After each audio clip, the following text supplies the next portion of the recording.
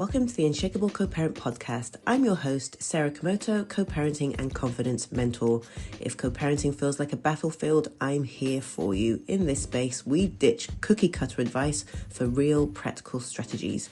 We're all about transforming from an overwhelmed co-parent to an unshakable AF woman. If you're ready to finally tune into your personal power, buckle up and join me on this transformative journey. Let's get started. Hello and welcome. So it's been a little while since I've last done an episode, so I am back with you now. I have a new mic. I have some time to focus on creating episodes. So what I really want to talk about today, there's so many things that happen. I have so many discussions from the group calls. We have a lot of discussions around, obviously, co-parenting with someone high conflict, dealing with our children, trying to support them, and also trying to support ourselves and everything in between. And there's something that came out of our most recent live hot seat Q&A call in the Unshakeable Coparent program. Like one of the members who is still very much in the thick of the situation was, I'm sure she's not going to mind me saying this because we discussed it on the call, minimizing the experience that she was having. And you might resonate with this. So it's extremely common for us to, see other people's experiences and hear about other people's experiences and, make the connection, but not really see that what we are experiencing is also awful. And what actually happened is, I brought up about family violence, and this member, we'll call her Annie, she said, "Oh no, he's never been violent. He's never, raised a hand to anyone. He's not been physical." And, I had to stop her and I had to correct her because family violence doesn't actually literally mean violence.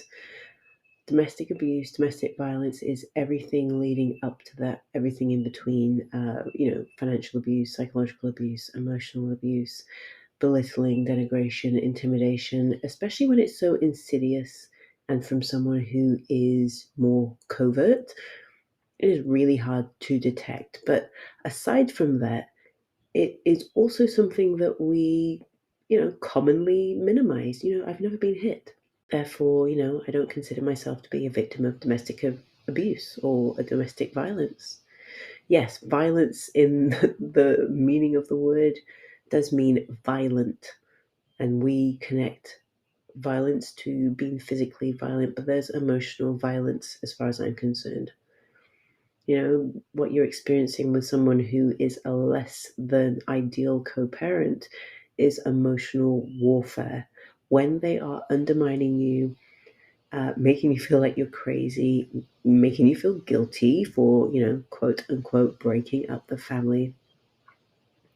That is what it's meant by emotional abuse, family violence. Now, we often want to downplay the experience because it's like, I'm not like those other people. I've never been hit. It's not that bad. We downplay it because, you're still standing, you're still breathing, you're still fine. You're hanging on by a thread, but you're okay. But it's the fact that what you've experienced so far has normalized everything that you are experiencing at the hands of your co-parent, especially if they are providing lip service. And by that, I mean telling you, I want us to work this out, or we need to get on the same page. And they're not outwardly abusive or intimidating or domineering, but the sheer action, not their words, the actions speak volumes, and they are still causing the same problems within the co-parenting dynamic. And I always say co-parenting dynamic and not co-parenting relationship, because relationship is, to me, it says that everything's working and everything's fine, whereas it's not a relationship. It is a dynamic. It's a situation that you're in. So it is really common for us to downplay our experiences, especially when you hear or see online other people's experiences and it's, what you're going through is not as bad. But you can also gaslight yourself and tell yourself that, he's not that bad. He's a good father. He's a good provider. He looks after the children. etc., etc., etc. That aside, and you've probably heard this, but I'm going to say it and I'll say it again, for many years. Someone who can treat the mother of their children in the way that your co-parent has been treating you is not a good parent. Okay? Yes, they may provide for their children, they may buy them things, take them places, make sure they do not go without. But the emotional safety, the emotional stability, the emotional support is lacking. It does not exist. It will never exist. And when there are children of people of this nature and no one is there to step in, the path that they can go down isn't something that you would choose. Adult children of narcissists or high conflict co-parents or high conflict personalities, whatever you want to call it, it doesn't really matter on the title. Like, I really don't give two shits about what you want to define this as. Children who have a parent who is of that nature, especially when the other parent doesn't step in, or is unaware, and maybe becomes an enabler, the children are, there is no other way to say this, they are fucked up. Yes, they function, but they have very unhealthy coping mechanisms. They are not able to cultivate healthy relationships. They may even follow in your footsteps and have these toxic and severely unhealthy relationships, friendships, work relationships. If they don't have the tools, then they are not fully equipped to manage this situation. And I can fully say that working with adult children of, either one or both parents who are narcissists, or one parent who is, and one parent who was completely unaware. This is from, one woman I worked with in particular in her 50s who couldn't have healthy relationships, never had a healthy relationship. The family dynamics were severely toxic and unhealthy. Unhealthy coping mechanisms. And this is someone who did 15 years of therapy before finding me and the work that we did together to strip all that shit back and really get to the core of everything. And it's not to say that everything is now hunky-dory, but she's now picking up the pieces in her life and making decisions that really align with what she wants, and now fully freeing herself of this toxicity, because you don't get to choose the family that you're born into. And unfortunately, it was her father who was the narcissist, if you want to use that terminology. That's what she said. And the mother was codependent enabler who did nothing about this. As you can imagine, it's a different era to it is today. This woman's in her 50s. Her parents were, they're both passed now, but they were in their 70s at the time. So when we are able to have this awareness of what needs to be done, what can be done, and we are fully accepting of the fact that your co-parent is who they are. When I say accept, I don't mean accept and just lie back and let it all happen. I mean, not try and resist the fact that they are who they are. They're going to do what they're going to do. They're going to say what they're going to say. They're going to say what's necessary as well to get you on side. Or if they want to punish you, they will say and do whatever they need to do to punish you. Okay, so in terms of this lovely member of the Unshakeable Coparent program, we're going to call her Annie, because she is still in the very early days. She forgot that you cannot speak to them and be or expect logic to come back at you. He gaslit her and he told her what was necessary to hear to make her feel like, oh, finally, he's on the same page as me. Okay, now we can proceed. Phew. I'm like, no. Can you see how everything that was said, how this all played out, was to suit an agenda, and it got you feeling comfortable, it got your defenses down, and his actions have not lined up with that, because that can lead to a lot of confusion. And this really only ever happens when you are struggling to accept that this person is who they are, and they're always going to be that way. They're never going to be the way that you want them to, no matter how many ways or how many different times you're going to try and explain it to them. Okay, and I've had some women that I work with say, I don't know if he's just stupid. I don't know if he's just playing dumb. I feel like I have to explain everything. No, they fully know and are aware of what they're doing to you and how it affects you. It's just that they do not care. That is really the long and the short of it.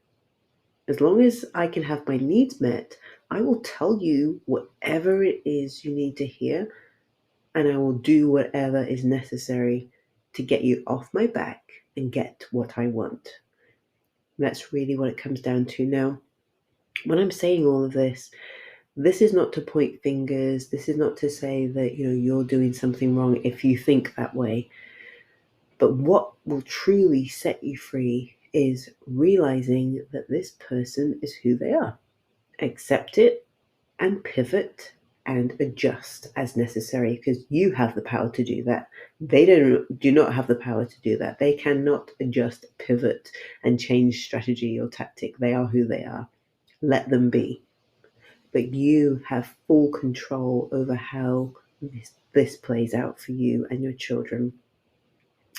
So really, that's a long way of saying, when we had that discussion, it was just a few days ago, and no, he's never been violent. There's no family violence. I had to just stop her.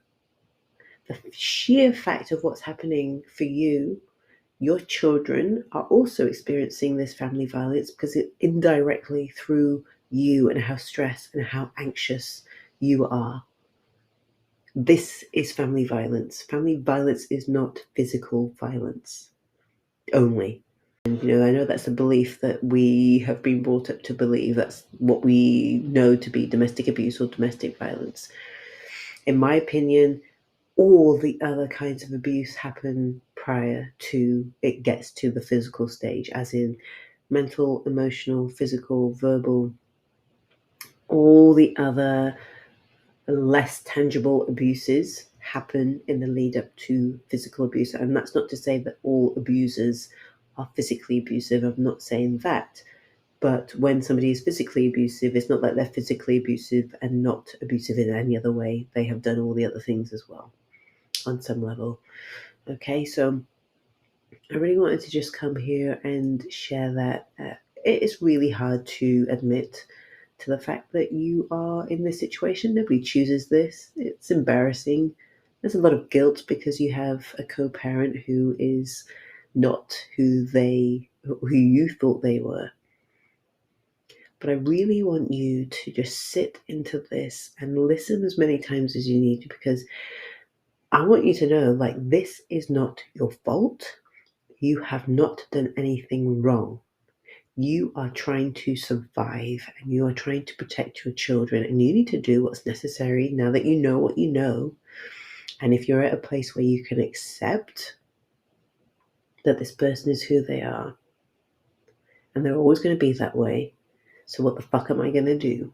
What can I do within my power? If you are of that kind of way of thinking, that is excellent. That is part of just the moving on with your life. Doesn't mean that everything's going to be hunky-dory. There's still a shit ton of work to do. And not just on yourself, but for your children. Okay, so if any of what I'm saying resonates with you, I really do urge you to reach out to me via DM and have a chat about this, because I would love to see you within my Unshakeable Coparent program, because this is the work that we do there. And when I say work, I don't mean hard work. The women in there are ready to rise the fuck up.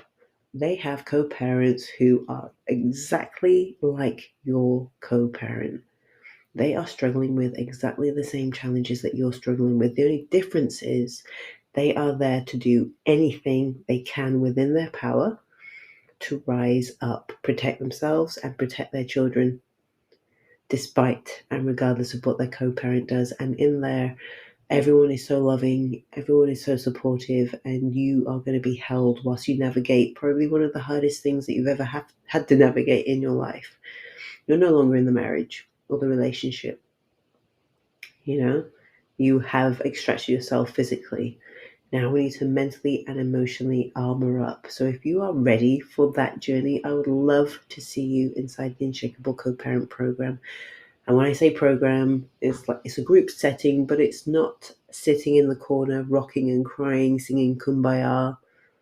Okay, this is a group of women who are there ready to rise, ready to support one another, ready to embrace you. And they are like the most amazing group of women. And I just love our calls. I love our calls. And yes, there are challenges. There is shit happening. There is shit happening to them and their children. But despite all of that, they still find the strength and the courage to help each other rise up, to support one another. And that's what we're there for. So if any of that resonates with you, please send me a DM on Instagram at Unshakeable Coparenting. And let's talk about how we can make that a reality for you. Because truly, if you could just, go no contact, you would have done that, of course. You share children with this person, so you're going to have to be connected with them for the next, 5, 10, 15 years, whatever it may be. That doesn't have to be a nightmare, okay? That does not have to be a nightmare for you. It does not have to be the same as how it has been right now.